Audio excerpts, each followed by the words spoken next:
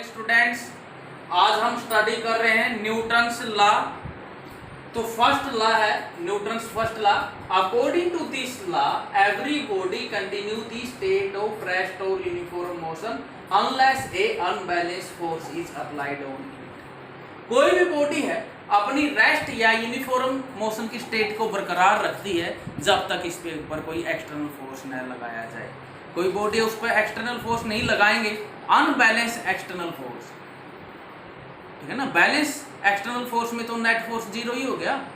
Unbalance external force नहीं लगाएंगे, rest पे तो रेस्ट पे रहेगी, यूनिफॉर्म मोशन में तो यूनिफॉर्म मोशन में रहेगी। Newton's second law, force applied on a body is directly proportional to time rate of change of its linear momentum. ये याद करना है, फोर्स अप्लाई कर रहे हैं बॉडी पे, डायरेक्टली प्रोपोर्शनल होता है ये change in linear momentum, change in time rate of change of linear momentum. Proportionality हटा के constant K, it is found value of K is 1, तो F D V by D T. अभी पिछले topic में हमने बताया था mass into velocity M V, M constant है, डिफरेंशिएशन से बाहर M D V by D T. Time rate of change of velocity क्या होता है, एक्सेलरेशन, तो F is equal to M E. ये इंपॉर्टेंट रिलेशन आ गई, बहुत काम आती है। यूनिट दो तरह से करेंगे, एब्सोल्यूट और ग्रेविटेशनल यूनिट। एब्सोल्यूट में ऐसा यूनिट मास की किलोग्राम, एक्सेलरेशन की मीटर पर सेकंड स्क्वायर, लेकिन इसको न्यूटन का नाम दे रखा है, कैपिटल एन से डिनोट करते हैं। कोई पूछ ले 1 न्यूटन क्या है, ठीक है ना, तो 1 न्यूटन के लिए मास कितना हो 1 किलोग्राम और एक्सेलरेशन कितना हो 1 मीटर पर second square. Force applied on a body is said to be 1 Newton if it produces an acceleration of 1 meter per second square in a body of mass 1 kilogram। Force को 1 Newton कहेंगे जब एक body में 1 metre पर second square का acceleration ला दे जिसका मास 1 kilogram. CGS unit mass की ग्राम, acceleration की सेंटीमीटर पर सेकंड स्क्वायर, डायन का नाम दे रखा है, 1 न्यूटन में 10 की 5 डायन।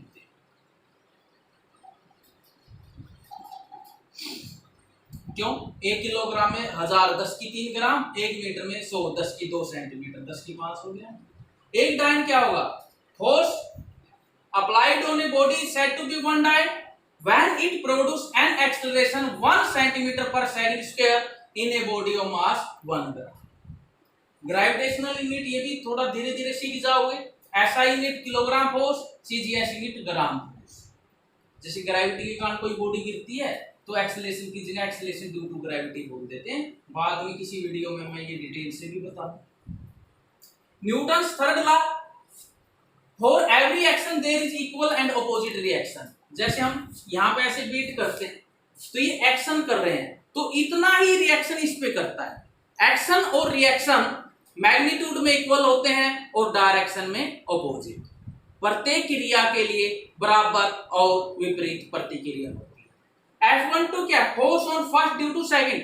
सेकंड बॉडी ने फर्स्ट पे फोर्स लगाया है, फर्स्ट पे फोर्स है, उतना ही force on second due to first, magnitude में इक्वल माइनस साइन डायरेक्शन में ऑपोजिट। एग्जांपल, जैसे टेबल पे बुक रख दी तो उसका वेट नीचे लग रहा है और ऊपर क्या लगा रही है वो रिएक्शन, नॉर्मल रिएक्शन उतना ही। यदि वेट ज्यादा हो जाए तो उसको टेबल को तोड़ दीजिए।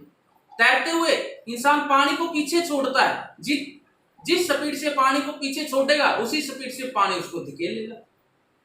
हम खड़े हैं यहाँ अर्थ पे, हमारा वेट लाई डाउनवर्ड, वर्टिकल डाउनवर्ड, और इतना ही ऊपर हमारे क्या लगा रही है नॉर्मल रिएक्शन। प्रॉपर्टी की बात करेंगे, single force does not exist, कभी भी अकेला फोर्स नहीं होगा, फोर्स हमेशा पेयर में होते हैं। एक्शन और reaction act on different body. अब जो आता है इसको इस साइड ले आए, F12 plus F21 0, net force 0 हो गया, तो बॉडी में चेंज आना ही नहीं चाहिए। तो एक्शन और रिएक्शन अलग अलग बॉडी पे एक्ट कर रहे होते हैं, इसलिए कैंसिल नहीं करते।